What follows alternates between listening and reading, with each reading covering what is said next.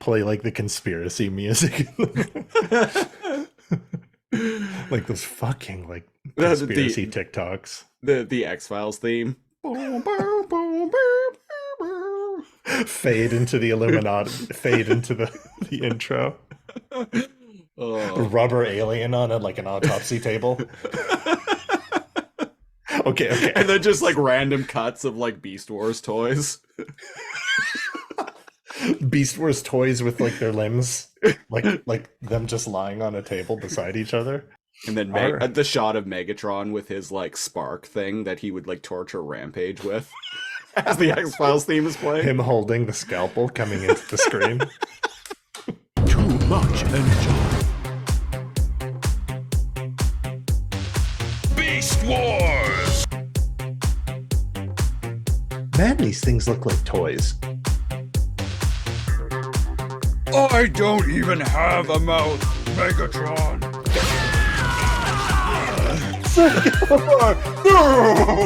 I am transformed. Sigma balls, Gary.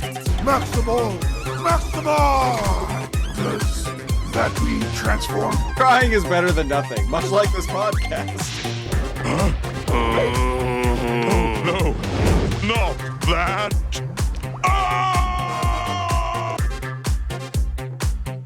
Welcome, listeners, to episode 96 of Too Much Energon, the podcast where your favorite 90s kids talk about Beast Wars shit and talk shit about the Beast Wars. I am one of your hosts, NeoCal, and I have a special, elusive, mysterious guest joining me, Christopher Siege. Yes, coming to you live from a mysterious floating mountain somewhere hidden on planet Energon. I am indeed the Siege. Except I'm on a different floating mountain now than I was when we last dropped by. One that has electromagnetic interference, if you will. One that has electromagnetic interference. Yes. Possibly too much Energon? Yeah, listeners, I had some technical problems before recording today. My microphone was fucking up because of some sort of electromagnetic interference caused by, of all things, somewhat ironically, my internet modem. But, or was it? Do.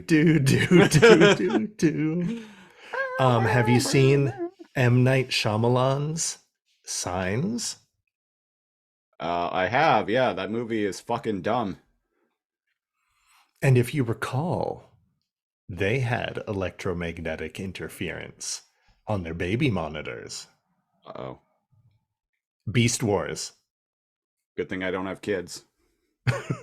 Beast Wars came out 1996. Yes. Too Much Energon, podcast episode 96.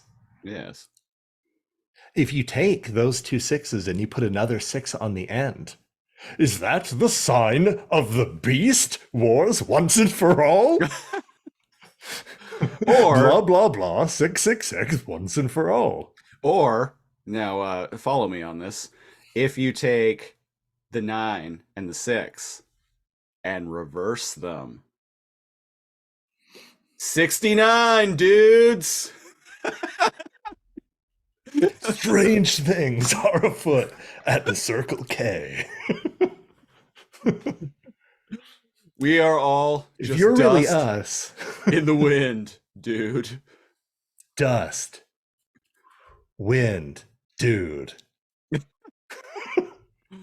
Strange things are afoot at the Circle K. Which is fitting because I am wearing my favorite tank top. Be excellent to each other. Be excellent to each other, yep. You know who's not excellent? Who? YouTube comments. Yeah. Yeah. Someone left and I'm not even going to say their name because I don't remember it because that's how little I actually care. Someone commented on one of our podcasts saying, like, what the WTF, what the fuck is up with the bullshit haircut on the right? To me, you're talking about me, of course. Of course. Which I was on the right side of that video. So I clearly, according to this random jackhole, I have a bullshit hairstyle, which kind of surprised me because it's like my hairstyle is like something straight out of Cyberpunk 2077. So it's like there's precedence for it. That's right. If anything, you're from a dystopian hellscape future. Well, I am living in Nanaimo. Ooh, the worst. The worst kind of dystopian future. The one without all of like the corporate consumerism that makes our lives easier. Where's your Pip Boy that also functions as mantis blades? I just need to jump off of a building and like spread out my my wings and like glide down as like the Dark Knight, like dun dun dun dun dun dun dun dun dun, dun music. But because you got it off Amazon, it like rips and tears, and then before you hit the ground, you're leaving a 1-star review, and you're like, fell to death. Do not recommend. 3 out of 5. Zero out of 10 falling to my death as I type this. I will be expecting a refund. My clone will be expecting a refund. When my sin cording is uploaded to the next clone in my my whatever. I don't know, I just referenced the movie The Sixth Day there. Remember the movie The Sixth Day with Arnold Schwarzenegger? Most people don't. It's Netflix series. Altered Carbon. I got there. Yeah, Altered Carbon. I never watched it. Slog start. Good finish, but I've only seen season 1. Also, if you want to see like a jacked, like 6'4" like dude kill like a skinny naked Asian chick like 10 times in a row, that's your show. I don't know, man. Something nobody asked for, but that everybody is glad exists? Question mark? I'm sure some subset of people are probably like fapping furiously to that.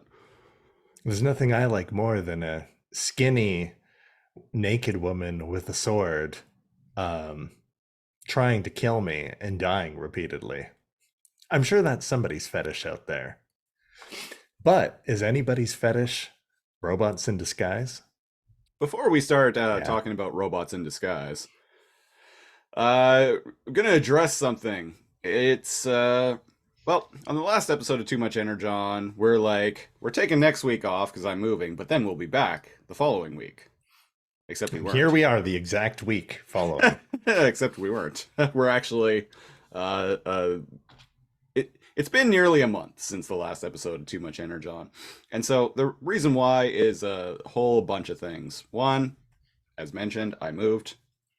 Two, I had a serious health crisis. It was serious, but I am better now. I'm fine. I'm all good. I got better. So that and if you want, you can talk about it. It's fine. I was in hospital for a couple of days, and full recovery took nearly a week after that. But yeah, here we are. So that moving, getting settled in, also my new place, my financial blah blah blah. Yeah, financial nonsense. Why does moving cost? I think landlords should have to pay us to move. Come at me. At me, middle class people that aren't watching this. Also, because I live in the dystopian hellscape of Nanaimo, which is incompetently designed and spread out and has a terrible public transit system. I've always hated that. Because of that, the nature of my job and my schedule, I'm basically doing 12-hour days for between like actually working and commuting. it's also a lot of waiting around. I have to leave my house 2 hours before my shift starts so I can get there an hour early and then wait around for an hour. And you have to fight raiders and super mutants, like on the if you plan on like taking public transit or walking, heaven forbid. Or walking, yeah. Walking in particular is kind of a sketch scene. Yeah, there's ghouls, goblins. I'm And not so even talking. I'm not even being funny. There are ghouls and goblins out there, folks. And and after my shift ends, I got to wait around for another hour for the bus. And so I'm gone from noon to midnight 5 days a week. And in fact, this time it was actually 6. I just did 6 in a row because someone had the audacity to take the week off. How dare? I know. How dare people want a life? Shout out to that guy. He's a Beast Wars fan, actually. I'm still waiting. I'm still waiting for those Beast Machine fans to show up. One of these days. I know I don't think any like pure Beast Machines fans exist. It's always there's Beast Wars fans, and then there are Beast Wars fans who hate Beast Machines, or there are Beast Wars fans who also like Beast Machines, which is the camp that we fall into. But there's everybody I've met who, even the people that have caught Beast Machines, like they were the age where they caught Beast Machines, they realized it was following Beast Wars, went back, watched Beast Wars, and then liked it more. Yeah. But there's nobody in the Beast Machines camp. Yeah, no one is purely a Beast Machines fan. Even though arguably it has less bunk episodes than Beast Wars. Yeah. I mean, I think there were 2 episodes of Beast Wars that got the no Energon rating from us, and I don't think any episodes of Beast Machines did. And again, it's that thing to argue with my own point I just made, to be my own devil's advocate. It's because of the potential. The things I hate the most are when there's delicious potential, and then you're just like punched right in the dick. Just cunt punch. Like boom, like uppercut, and it's like, oh, you've been waiting to see the Vok reveal their master plan. They're space ghosts, coast to coast. And also they seem to have no plan. And they seem to have no plan. They kind of just get killed and disappear. Because they can do that? Only when they're possessing? It's like, oh, well, that problem, that thing that's been an ongoing problem for 3 seasons is just snuffed out, just gone, like a fart in the wind. You're welcome, viewers. We could have just done nothing with it, and it would have been better. Anyways, every 10 episodes I have to bitch about the Vok. I'm sorry. I've been on record. I've mentioned it on this podcast before, but during the first season when I was 11 watching it, I legit thought that the Vok were God. Like I thought that that's what the reveal was going to be, that they were just like some like version of like the Christian God. And or not even, there's like an Abrahamic God or like a creator or like whatever that made the stones, that made all sentient life, that had some sort of like vision. No, it's not even a whole race. It's like 2 dudes hanging out in like the Andromeda galaxy. Yeah. Or just somewhere off in space being like, and they're not even as powerful as they made them out to be. And it doesn't reveal why they made Earth like this. Like what the experiment was. Yeah. Oh man, and the fact that they're in IDWs, I forgot. I forgot that everybody's favorite alien, like sentient race, omniscient race, omniscient. Yeah, I was wrong both times. Omniscient race, the Vok, they're in IDW's comic, Beast Wars comics. Why, man? Speaking of comics, that's if anyone's curious as to what we're going to be doing with Too Much Energon after episode 100, when we finish the War for Cybertron trilogy, we're going to start talking about the Beast Wars comics for a while, and then we'll figure out what we're doing from there. But Finish those up. yeah, It's like, what? Wasn't that a regular series you guys were doing? It must have been so fun that you decided to put it on hiatus and do a podcast just for the comics. yeah. That okay. So They're hit or miss. I'm gonna address that actually. You're going to address The first few the first few post 100 episodes of Too Much Energon after episode 100 are going to be kind of weird because we recorded a podcast called Too Much Galavar where we reviewed issues of the comic. used to just be on Patreon. Used to just be on Patreon. Now it's publicly available. I'm actually going to yank them and just make them part of the Too Much Energon feed. So it's going to be kind of weird because it's going to be the first few episodes are going to be stuff that we recorded like a year ago. Yeah. And we actually like refer to the show as Too Much Galavar and whatnot. But well, for two reasons. One, I don't want to go back and re-review those issues. And two, I really like some of the episodes that we recorded, especially episode. I think it was. I know what you're. I think it was episode 6. It's one where we start talking about Megatron or Galavar just randomly hanging out in in an alleyway. Do you know how much money I'm saving by living in a dumpster? And it's funny because the funniest episodes tend to be the episodes where what we're reviewing is bad. Yeah.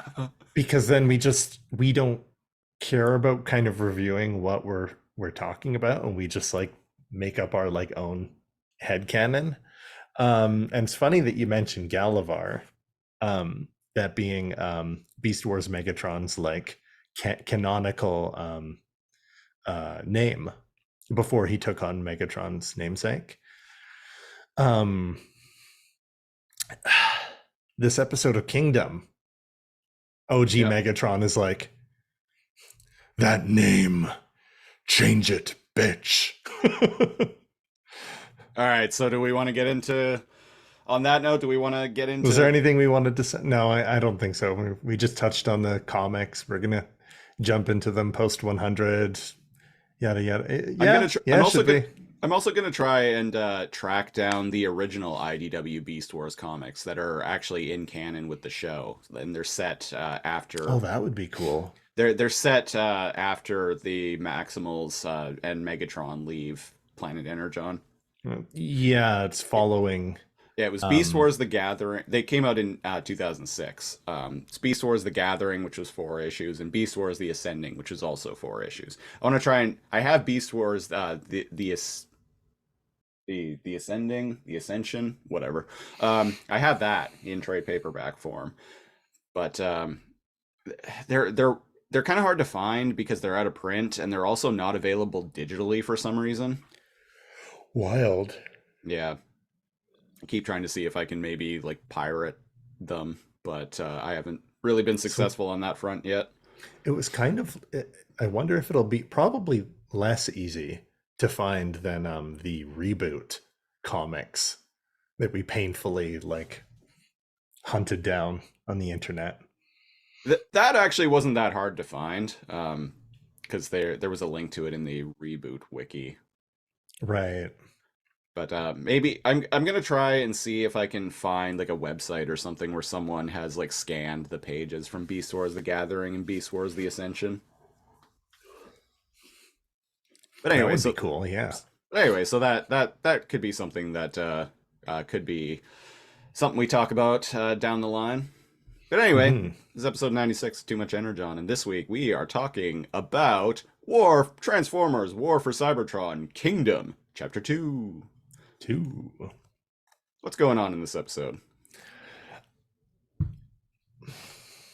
We get a little flashback to Cybertron, where Dinobot and Blackarachnia are In the middle of a heist. They're in the middle of a They heist. have a little conversation. They have a little conversation. They're still in protoform mode, I noticed, and they're shadowed out, just like in the beginning of Beast Wars when we saw them, which was an interesting callback. And it was a visual callback, and I kind of like that, but I feel like it doesn't really make sense in the context of this story.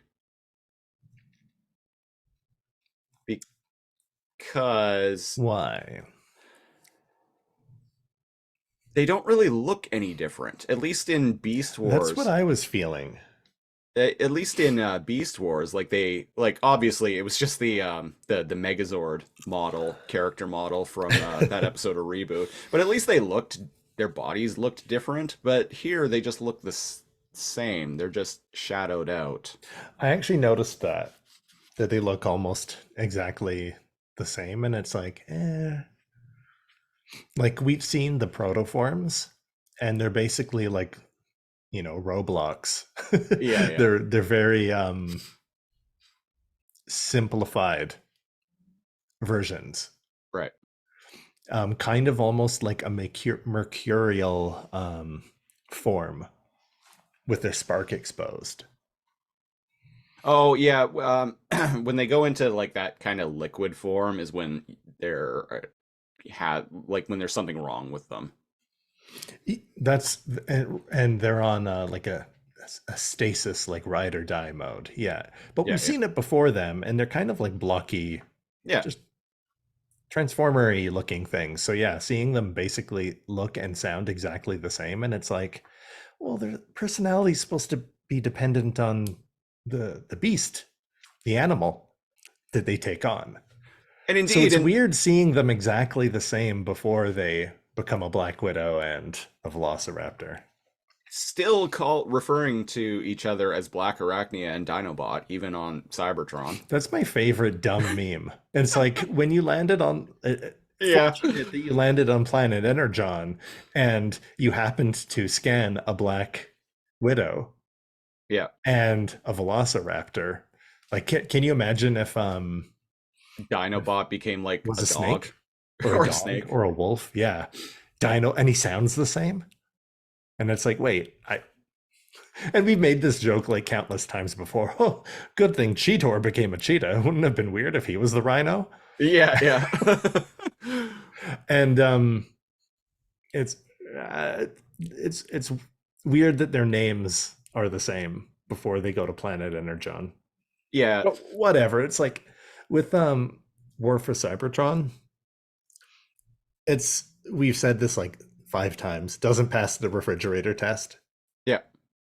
The entire trilogy. And it doesn't change the greater plot. It's just little nitpicky things like that. And as I mentioned before, I even mentioned this on the last episode, Film Critic I'm a big fan of has said that if you're nitpicking something, it's because the story isn't doing its job of being compelling enough to distract you from the little things. And we're starting off talking about this episode nitpicking things. So it's not that there's anything wrong with the episode. It's just a filler episode. Stuff in my does opinion, happen. I guess stuff happens. Okay, let's get into it. Yeah. So what's the gist of this flashback? So Dinobot's like, hey, homie, let's just give the disc back. Let's apologize. Say, hey, homies, we wanted to be terrorists. We were wrong. Here's the disc back. We good? Yeah. It was this guy's plan. He basically wants to for amnesty, he wants to give a squeal on the boss, see? So they avoid time, see? He even says to Blackarachnia, he's like, look, me and you actually haven't really done anything. We can just take the They disc say as they're firing at Maximals, like down a corridor. Yeah. We could just give the disc back and, no harm, no foul. No harm, no foul. Go out for drinks after. You busy tonight? Hang out with Rhinox, kick our boots up. And Megatron, I guess, Galavar. I guess he would have been Galavar at this point. Galavar comes running out, holding the golden disc. He's like, guys, I've got it. I've got it. His fucking voice, man. It's not even that bad of an impression. He talks so different. At one Guys, point, I got it. At one point, They're magically delicious. At one point, he like trips or something, and like the disc goes flying. Ooh, huh? Right. Does that happen? And Dinobot like picks it back up? Blackarachnia does. Anyways, Dinobot like points his gun at Galavar and is like, "Hey, this is wrong. We should give it back." And he's like, "No, we must take it for the good of Cybertron." For the good of Cybertron. Yes. Isn't that right? Blackarachnia? Isn't that right? Blackarachnia. I don't know what the base for the term arachnia means, but that's what I'm calling you. That's what I'm going to call you. And I don't know what a dinosaur is. Star. And you have nice titties. Oh. And I don't know what a dinosaur is, but you're named after it, Dinobot. And Radbot, Rhinobot, Kinobot, Binodot. Binodot's like, say goodnight, mate. And his gun misfires. And it's funny that you went Australia. It's funny that you went Australian there because the original Dinobot was voiced by Scott McNeil, who is Australian. Yeah. Say goodnight, mate. And he clicks, nothing happens. And then Blackarachnia drops out of her hands a bunch of shells. Yeah. And I'm like,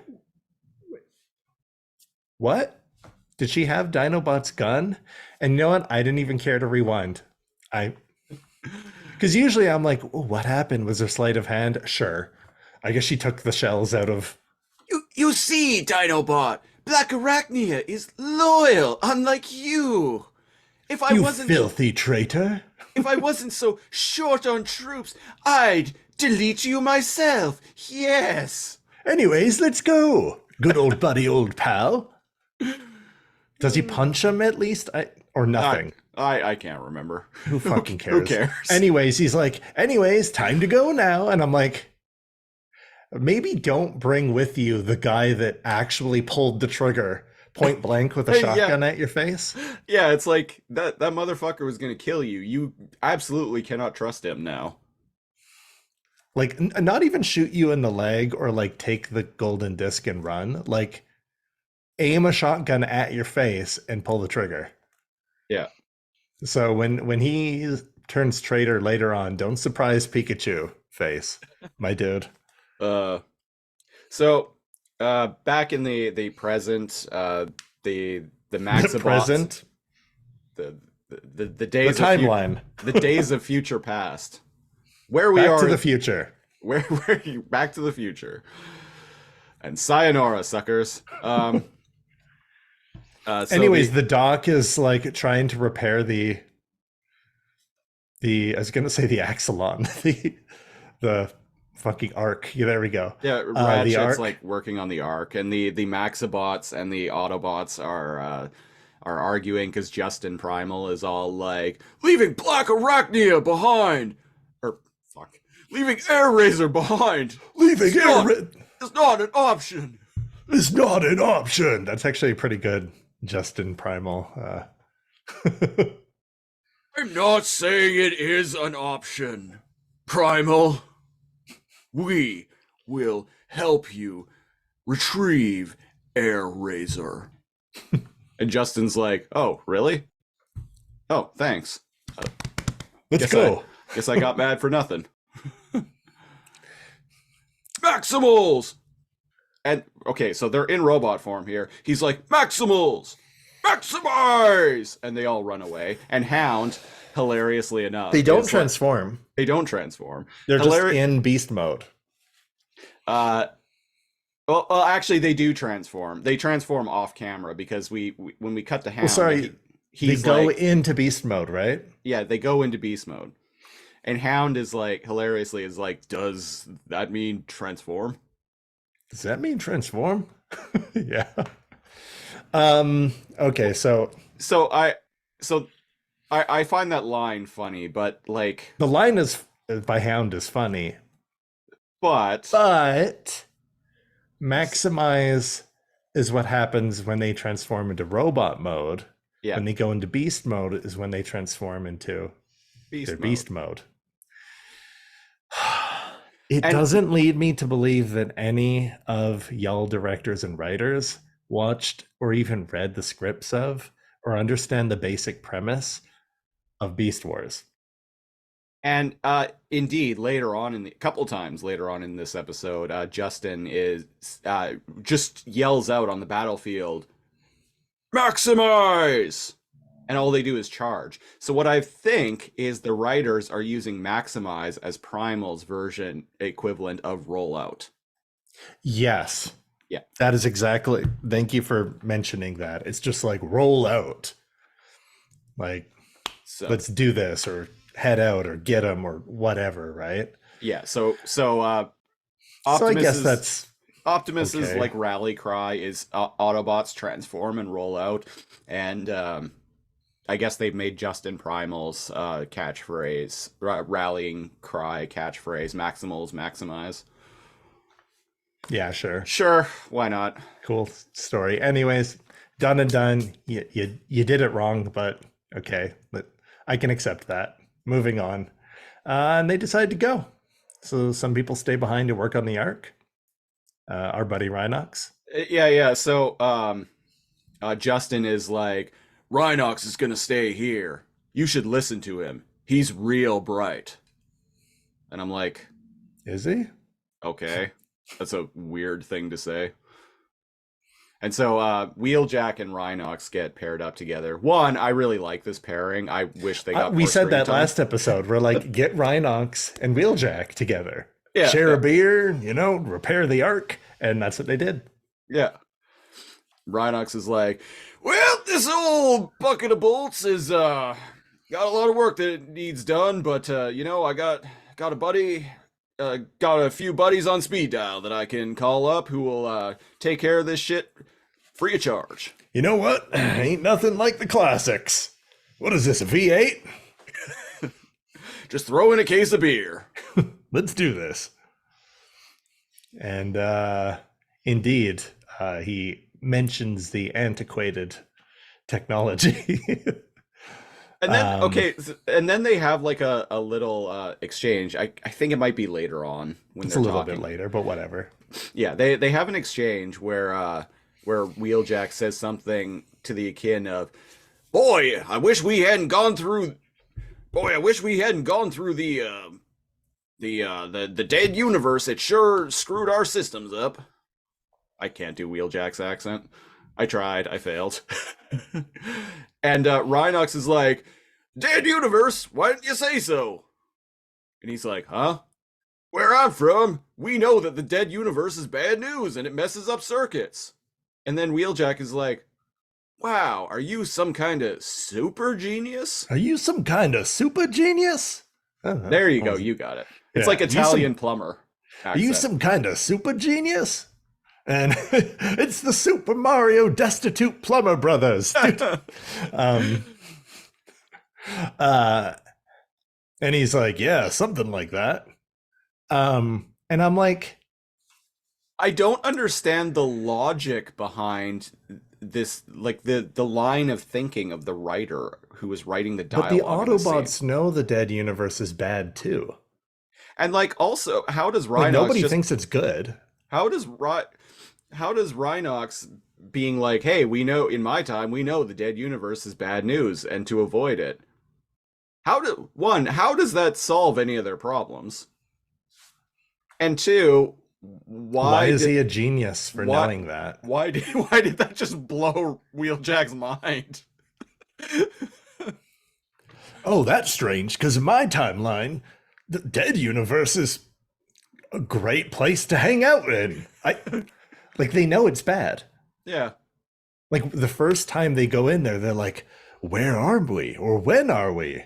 And Prime is like, Well, We are in the dead universe. And they're like, oh, geez. None of them go, oh, cool. Boy, I thought that dead. Well, listen here. The dead universe was a hell of a place to go and crack open a cold one and maybe go home with a nice little honey. But then someone stupid with a flare gun burned the place to the ground. Yeehaw! Now, every time you go in and out, it fries your systems. I don't know how that helps us, but it does. Oh, well, now I have to cross the red and the blue wires. What? And he says this, I shit you not. Why didn't you say so? Yeah.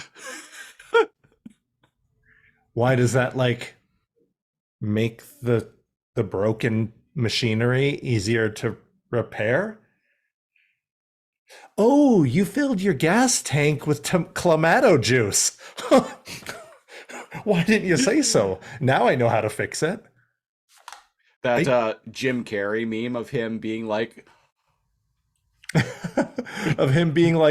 oh, from like a Cable Guy. yeah, The one where he's like, oh. Like, why didn't you say so, Scoff? Yeah. of course. Of course. Now it all makes sense. It all makes sense now. And me as the viewer, it walks away from this scene even more confused than I was before. In analysis, the episode's worse. Man. And so what happens next? Anyway, so they figure that out. I guess. And we cut to the dark side. Dark side, bitches. And DMX's plan. No, Coolio is playing. And Dinobot's like bobbing his head. Rip in peace, Coolio. Rip in peace. Off on that great, fantastic voyage in the big gangsta's paradise in the sky. Yeah. And we got Dinobot head bobbing. And he, if we recall last episode, he overheard a certain convo. Yeah. Between Blackarachnia and Starscream. Mm-hmm. And was it this episode or last episode where he's like, oh, I'm sorry, I have to do this. And he like shocks, he like uses the torture device or whatever. It was last episode. Yeah, to shock Airazor. And this episode, they have a little chat. Yep. She's like, I don't mean to tell you how to do your job or anything like that, buddy, but it's been whole cycles since you've shocked me. Yeah, you've only shocked me with that thing once. And Dinobot's just like, yeah, and she's like, it's this.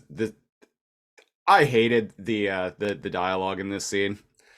She's like, being someone free up in the sky, like flying around, you become a keen observer. And he's like, yeah, the fuck's your... He's like, okay, listen here, bitch. Why don't I let you out of that cell? We'll walk down the hallway, jump in the car, and drive to the fucking point. You can suck my dick on the way there or when we get there. She's like, I'm observing you, and you seem conflicted. Listen to Bird Mom.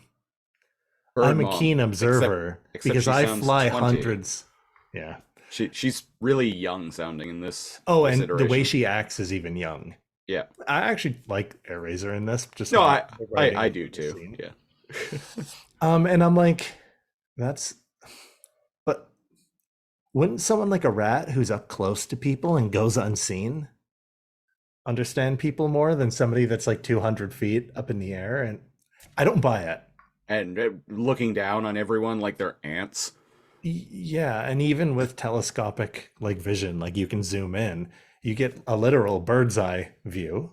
Yeah. Of people from above. That doesn't help you understand body language. She's acting like a psychologist, like she's manipulating like him somehow, and like, or that she cares about him or sees good in him. And I'm like, cool, I guess.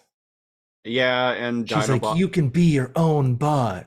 You can go your own way. Go your own way. And he Yes. buys it. Yeah, so Dinobot's like, we're here now. We stole the disc. We're here changing the future. And she's like, but he's like, but nothing. It doesn't feel like anything's actually changed. And she's like, if you look around and don't see change, maybe the thing that's changed is you. Dialogue in this scene is fucking horrible. Yeah. Absolutely cringeworthy. I died. And then he's like, but I am a Predacon. And she's like, it doesn't have to be binary. You don't have to be one way or the other. I feel like they're trying we to make can all be our own bots. I feel like they're trying to make an analogy here, a very thinly veiled analogy here. Is it political or gender? I don't care. It's all of the above. You don't have to be the red or the blue. You don't have to be conservative or Republican. You don't have to be straight or gay or a man or a woman. You don't have to be Predacon or Maximal. You don't have to have a penis or two. You don't have to wipe from front to back or forward back to front. You don't even have to have a butthole. Where I'm from, we're all buttholes. And and he's all like, whoa, I need to go to my bunk and process some of what you just said, Bird Mom. And he just leaves, I guess. So what you're saying is, you all I can eat through my butt? You all take it in the butt where you're from. And she's like, yes. And he's like, sign me up, lady. he's like ripping the cell door open. Come on, we have to get out of here. Go! Go quick before the others come. You can fly. Quick, transform and carry me. Yeah, you can fly. Let's get out of here.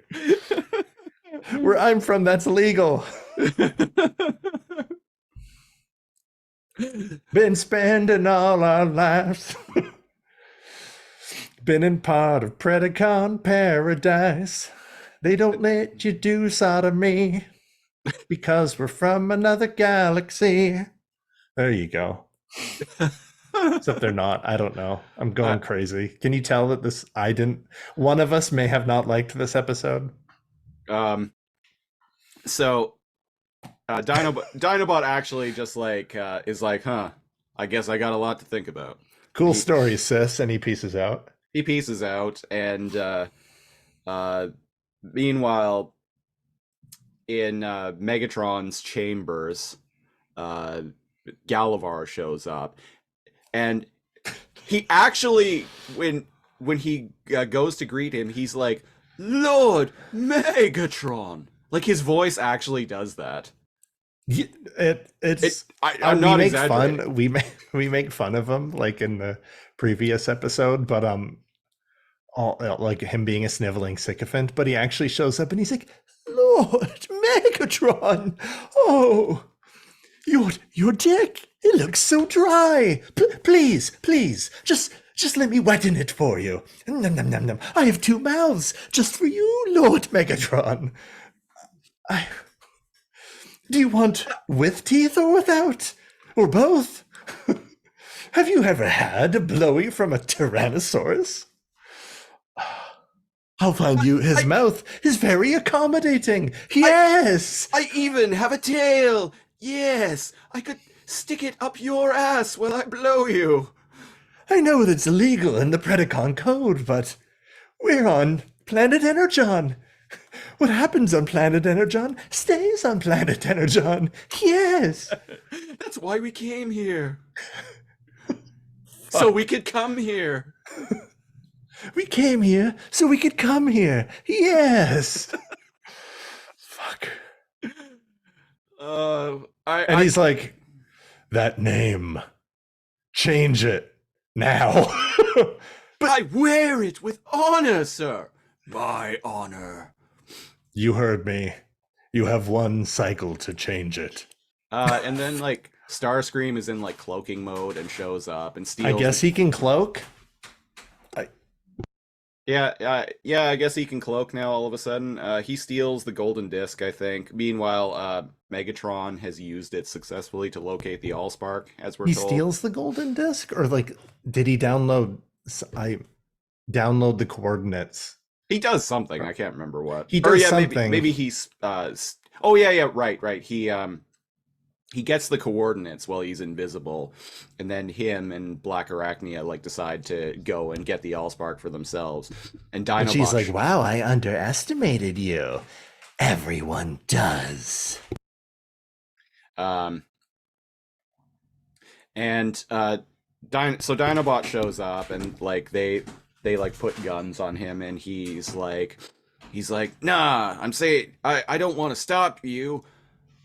I want to join you. We can I'm saying we can be our own. He basically just parrots what And Airazor again, says to not him. Dinobot, not Scotty, not our Australian rat from down under, Scott McNeil. I saw but I Scott like- McNeil. I saw Scott McNeil in an episode of Stargate SG-1 recently because I've been rewatching that. Yeah, where he plays the He plays somebody.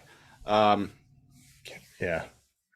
You actually don't see a lot of him in the episode because he plays someone that Colonel Mitchell is like disguise, like has like some force field or something on him to make him disguise him as this person. Right. So in some shots you see and hear Scott McNeil talking as this character, but most of the time it's Ben Browder as Colonel Mitchell. He straight. I took a picture of it and posted it in the Lasercomb Discord. I said, I'm like, he looks like a President's Choice / Great Value Shawn Michaels. I was hoping you'd bring that up. He does. Great value, Shawn Michaels. I almost said the Heartbreak Kid. Yeah, HBK. Yeah. HBK himself. What would be great value HBK? It'd be like, what would be the dollar store Heartbreak Kid? John would be the first name, and the last name would be another first name. Right, because Sean, John, maybe it'd just be Michael. John Michael. Jean, like Jeanne. Jean Michael. Jean Michel. Jean Michel. Jean Michel. The heartache kid. he comes to the ring like holding a rose, and he has like a tear on his face. And one of those French berets. Yeah, and he's just constantly And he's wearing sad. like a striped mime shirt. Yeah, and he's just always sad. And he does a fucking mime routine.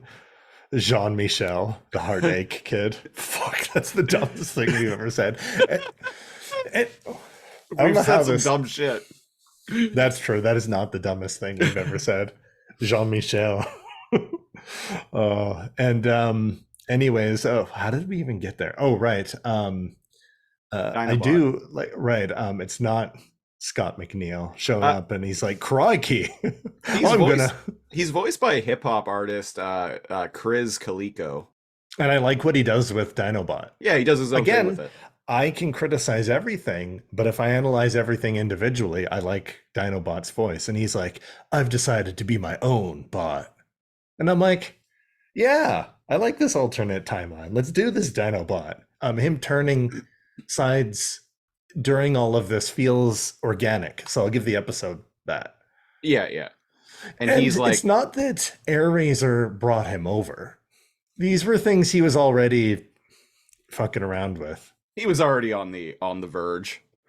Well, and indeed, he confronts Blackarachnia and Starscream this episode, right? Right. Well, yeah, and he says that he wants to join them, and that it doesn't. What if the best possible solution is for the Allspark to be controlled by people or bots who don't identify as Autobot or Decepticon or Maximal or Predacon, just bots who are doing their own thing. I'm like, And yeah, I why not? agree with him there. Like, put factions aside. But has he met Starscream and Blackarachnia? I was gonna say I agree with the The notion, notion. but not with these two.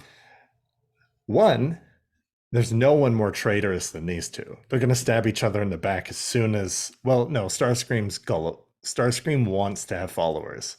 So Yeah. we all know what's going to happen. Blackarachnia is going to betray Starscream, and he's going to be like, ooh ah, ooh ah. You've betrayed me. I learned from the master. There we go, a little callback to our favorite Ian Weir written episode of Beast That Wars. is actually overall my favorite episode of Beast Wars, I think. Possession. Yeah. And yeah, written by Ian Weir, friend of the show. Yeah. And so anybody that's watched Beast Wars can see this coming a mile away. Yeah. But Dinobot, Blackarachnia is a two-timing like double agent. Yeah. And Starscream is a Well, actually, he doesn't, though, because remember last episode, he said he had never heard of Starscream.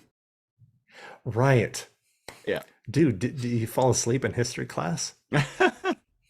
Also, it kind of goes with our canon that Blackarachnia was a historian. Yeah. Back before she had come to planet Energon. She because she worked knew all about Starscream on the show, so that part's canon. She worked at the she was like head of the Like an archivist. Iacon Regional Public Library. Oh, there we go. Yeah.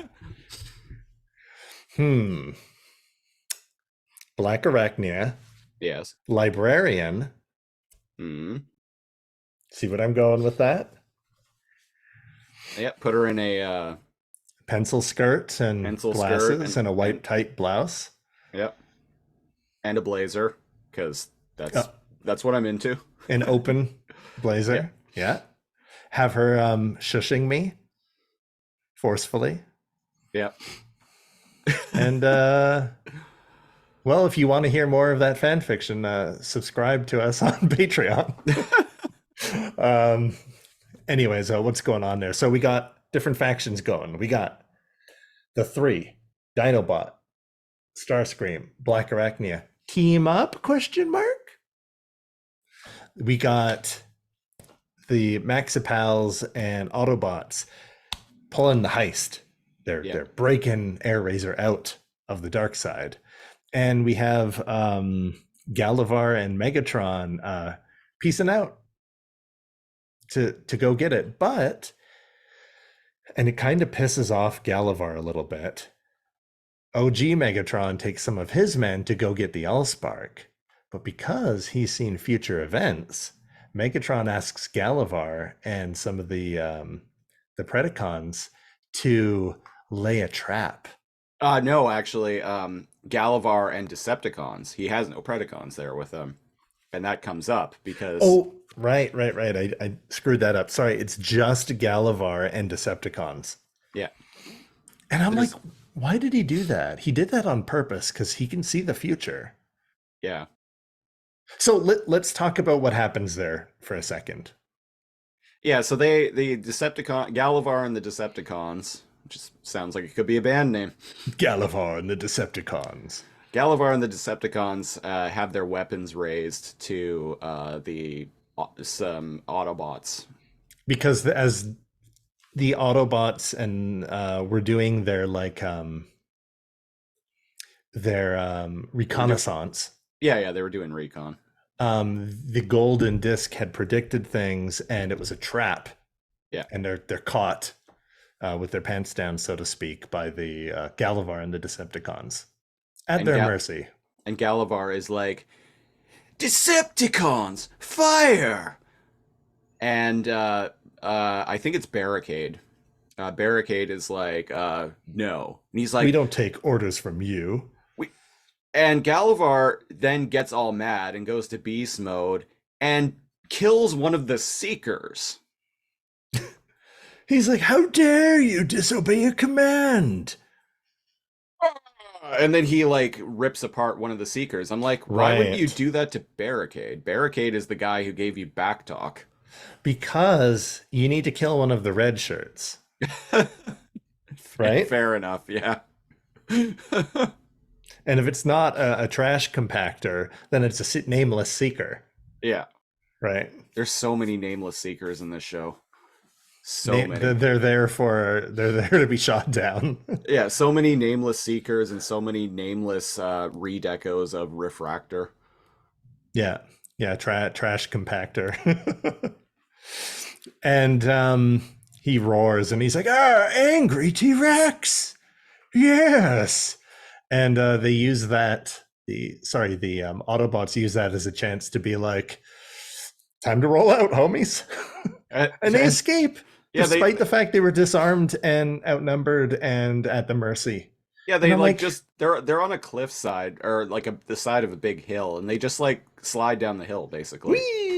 Whee!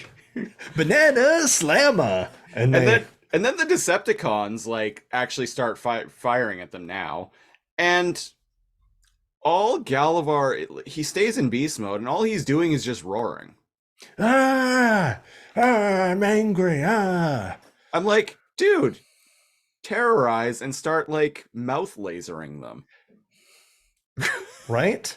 And instead, because they're like, I think it's one of them. Anyways, the Autobots at the bottom are like, as long as they stay up there and we're down here, we'll do just fine. And I'm like, no, you have the low ground. Yeah, that didn't make sense to me either. And then, instead of keeping the high ground, Galavar and the Decepticons slide down the mountain to meet them in melee fisticuffs. And I'm like, use your guns? And they're like, oh no, they're coming down to fight us head on. Just what we need. And I'm like, no, you were worse off without the... Yeah. Everybody... It doesn't take somebody to be a historian or to have watched the prequels of Star Wars to know that when you have the high ground, you have a strategic advantage. Apparently, these writers have never heard of that concept before in their life. I mean, who's probably going to get killed first? The archer shooting up at a wall, or the archer on the castle turret shooting down at the archer outside of the wall? Soon, Sun Tzu doesn't... You don't need to have read Sun Tzu's Art of War to to understand basic military tactics. Anyways, they slide down the mountain and they're like, oh, geez, golly gosh, that's the last thing we need. And a big fight ensues, and then the Maximals come out of nowhere. And they're like, "Argh!" And they all fight like in beast mode and save the Autobots. Yeah. I guess. And the Decepticons are like, retreat.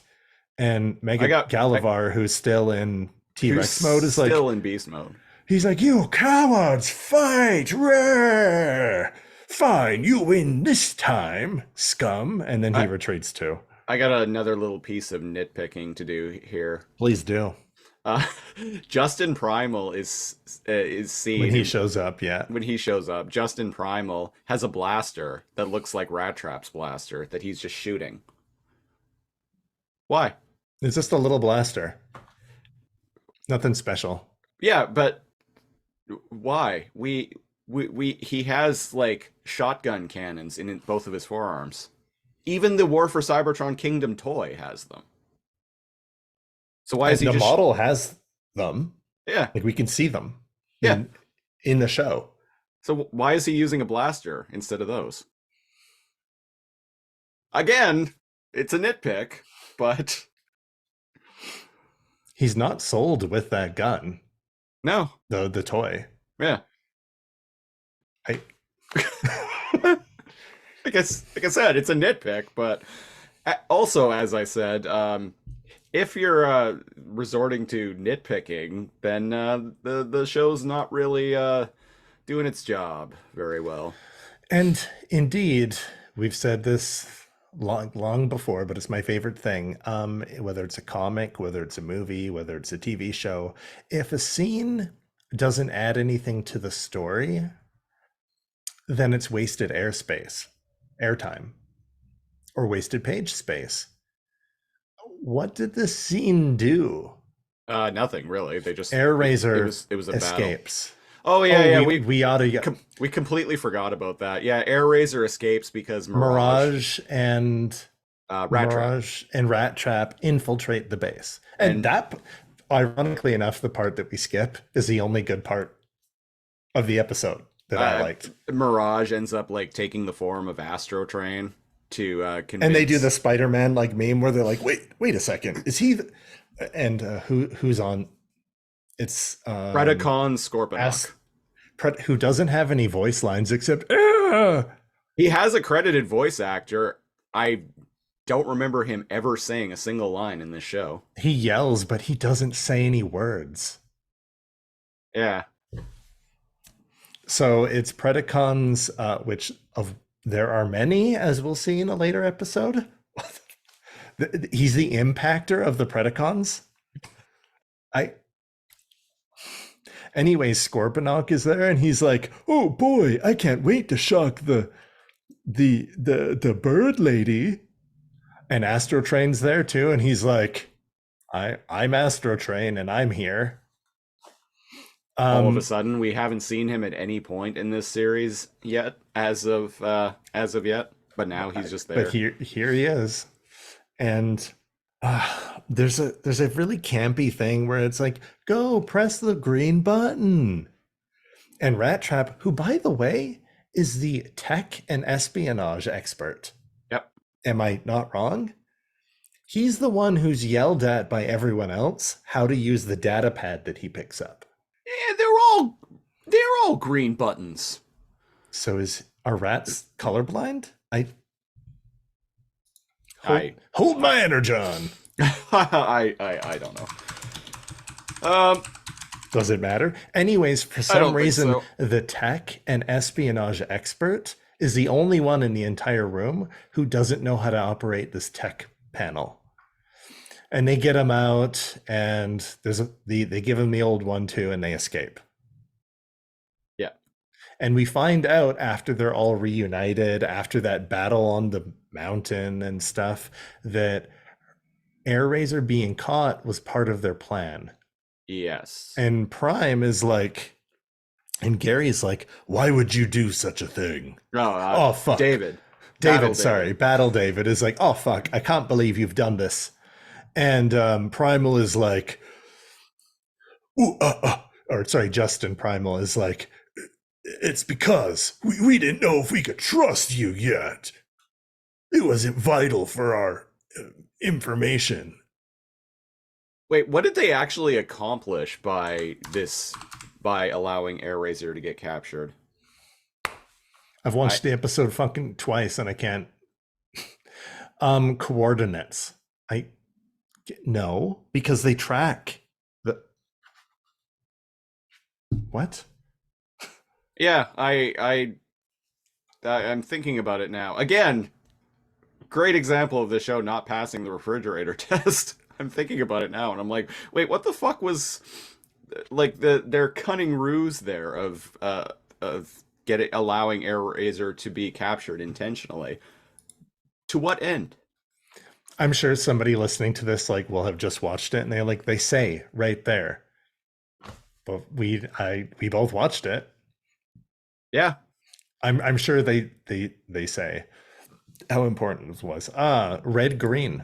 They see in the same spectrum of colors as humans, except they're specifically red-green colorblind. Hilarious joke, writers. Rats can't tell the difference between the colors red and green. That's not how red-green colorblind works, but okay. Reds are just different, darker shades. Yes, writers, let us write a joke into the script that you need to Google Google to understand. That's Common knowledge, you filthy casuals. What do you mean you don't know rats aren't red-green colorblind?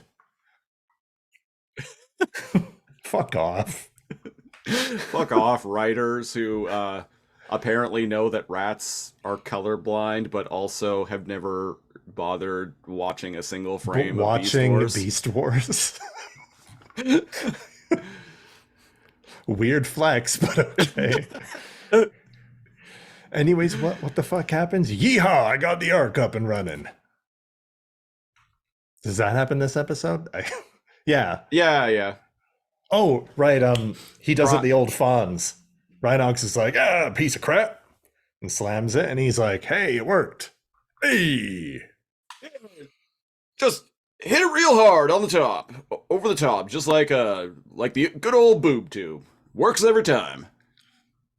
Hold the antenna still. All right.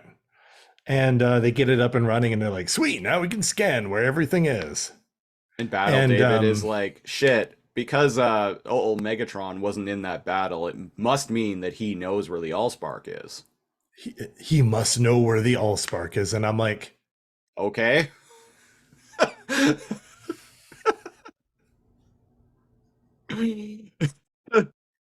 What? Right? Yeah, okay. That's kind of logically. I know I can't think of any off the top of my head. There's another fucking like Jim Carrey gif. But I know that we've complained about a few like bizarre leaps in logic in this show that characters for Cybertron. Make. You know what? The more I'm reviewing this, the more I'm coming around with people's criticism for that. I still maintain it is a phenomenal series to like watch visually, especially not Siege, not Kingdom, Earthrise. Yeah. Yeah, I think Earthrise is my favorite installment. Yeah, and I like Siege too. Yeah. Kingdom is well, we'll save that for episode 100. Anyways, they go, it looks like they're blah blah blah. And then when we track the others, all the different factions are coming. Galavar's angry, and he's like, what? Megatron went to get the Allspark without me? But I love him. But he promised he'd take me. He promised we would go to Dairy Queen Megatron. After. He promised to buy me a Happy Meal. I guess. You idiot, we're not stopping at 2 fast food restaurants. Pick one. And do something about that name. Do something about that name for the last time. But I don't like my old name. You'll laugh at it. How bad could it possibly be? It's Galavar. What? Your name's... I'll call you Gal for short. No, it's like high school all over again. No. Fuck. Anyways, so done. Thank God, because I actually do like some episodes coming up. I'll call you Galley Girl. I'll call you Galley Girl. I'll call you Galagun. Galaga. Galaga. And but Megatron, I prefer to be called ColecoVision. No. in television or nothing at all. Can I be called Megs? No. That was my nickname in high school. Damn it. And I'll never hear anyone call me that again. And my head is light for some reason. Anyways, the episode ends with the Ark coming online. They can scan the location. And they're like, that's weird. Here's the leap in logic, right?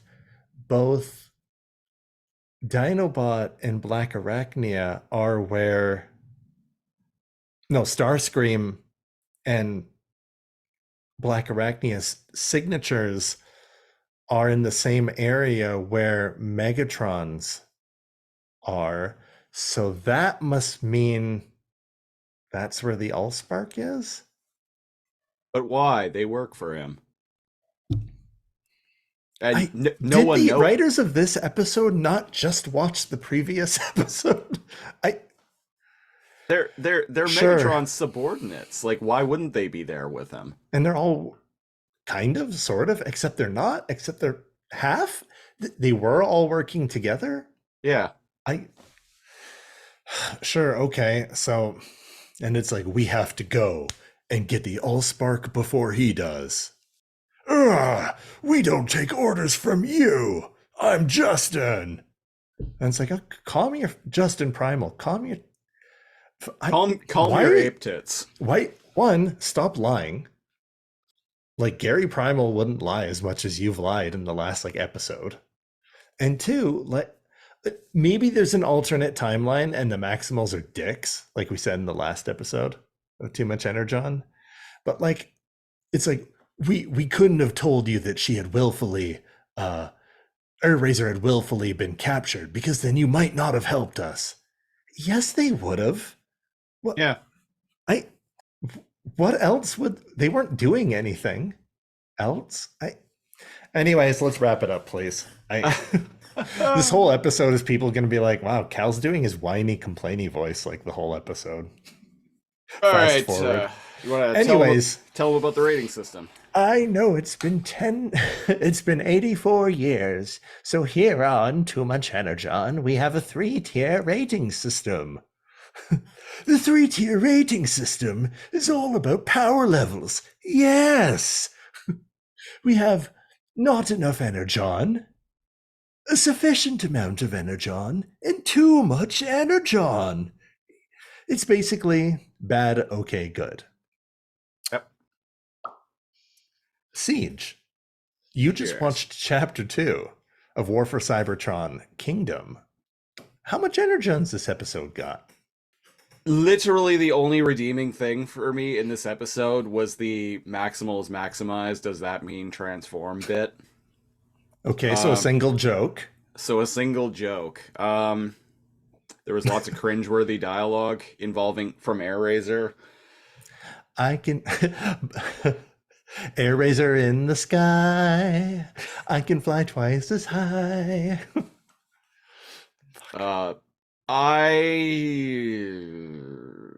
I'm going no Energon. Like, one single joke isn't enough to save it from being like the worst. This is like the worst episode of the War for Cybertron trilogy. So anyone listening that isn't aware, we have a hidden tier. And no, it's not a hidden tier where it's like juiced like Pterosaur and it's like a best of the best tier. Actually, no. We have a hidden bottom tier. That I kind of sprung on people out of nowhere a while back. I'm like, no, Yeah, fuck it, it's no Energon. Yeah, we both sprung it out of, I don't even remember which one it was. Way back to Beast Wars. I know the Vok episode we gave no Energon. I think we gave no Energon to the, I know I did anyway, to Master Blaster. You didn't, yeah. Yeah, the Mega Cannon episode. And but you're pulling it out for this one. I am. I almost did last week, for the last episode, but I couldn't condemn it to such a fate, but this episode I can. Really? It gets no Energon. Something Yeah. you've only given like what, 1 or 2 episodes? 2, I think, so far. I've given it to like what? 1, 2? 1. I gave a lot of Beast Wars episodes like bad, but I suspect we're going to be busting out the no Energon again at some point when we start reviewing the comics. it gets a low, not enough Energon for me. Okay. I can shit talk this one a ton, but it's not like Vok tier levels of bad. It's not like nonsensical, like And there's entertaining interactions. We see Tigatron hug Airazor. We see Scorponok for 8 seconds, and he doesn't say anything, and he just goes, ah! Ultimately, I just We find see this... that Airazor wants to be shocked. Come on, press the shock collar, Dino Daddy.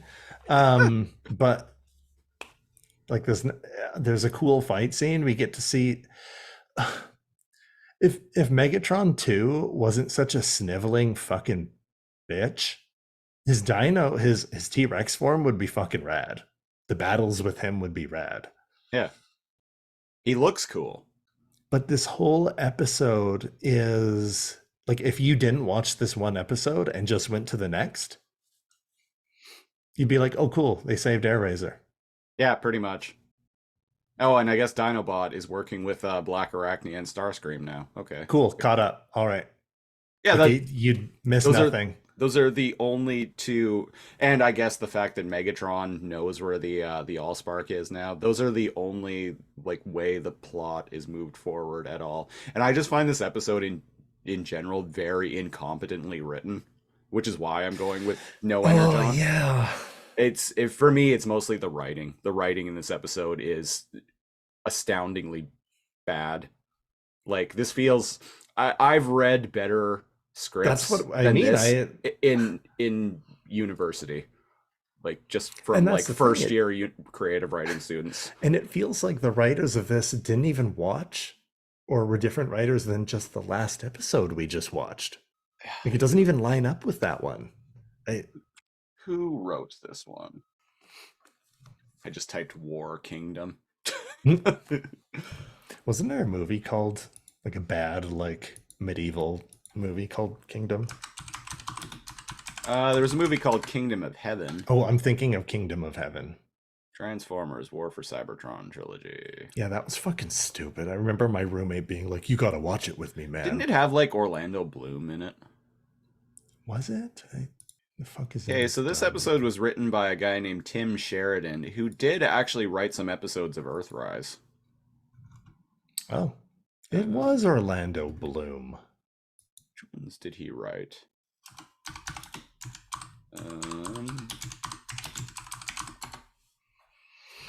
Yeah, it looks like he wrote the okay episodes of Earthrise. And that's the thing, you can't hit every single one out of the park, but like, ooh, this one's a little rough, folks. Yeah, just a wee bit. I think that's our worst combined review of any episode. Episode of War for Cybertron? Absolutely. Of War for Cybertron. Yeah. Well, and there you have it, folks. We did it. That was episode 96 of Too Much Energon. If you want to support the show, go to patreon.com/lasercomb, LAZORCOMB. We're at the single $5 Gary tier. You get bonus preamble. You get commentary tracks. You get our news and current events program, Lasercomb Tonight. And you get to pick a show for us to review a random episode of on our other podcast, the Lasercomb Podcast. So if you want to get in on that, go to patreon.com/lasercomb. Follow the show on Twitter at Too Much Energon, or you can follow me. I am at Lasercomb. Cal, you are at? And I'm at NeoCal, NEO_KAL. We will be back next week with episode 97 of Too Much Energon, where we're going to be talking about War for Cybertron Kingdom Chapter 3, and we're going to have a guest host. Has Tarantulas made an appearance yet? No, he doesn't appear in this show. Neither does Terrorsaur or Waspinator. Yeah. What the fuck is wrong with you guys? There's even toys of them. I was just going to say, I have there's them. toys. You know what we should do? Take out everyone's favorite characters from the show. What? Everyone loves Waspinator. Like, I understand, like, Terrorsaur and Scorponok, like, barely making an appearance, but, like, Waspinator? Yeah. Really? The funnest character in Beast Wars. Yeah, fan favorite like, character. easily. Yeah. Also, Tarantulas, evil Shockwave. Or, sorry, bug version of Shockwave. Yeah. Whatever. Anyways, yes, guest host for 97. Yep. Not going to reveal who it is, so you'll just have to give a listen next week to find out. And until then, I've been The Siege, one of your hosts. And I'm NeoCal. And until next time, Lord Maximize. Megatron! Change your name, you filthy, filthy, dirty sycophant. If you say your name to me, Megatron. Yeah. Don't touch my tail. Bye-bye. Who knows where it's been?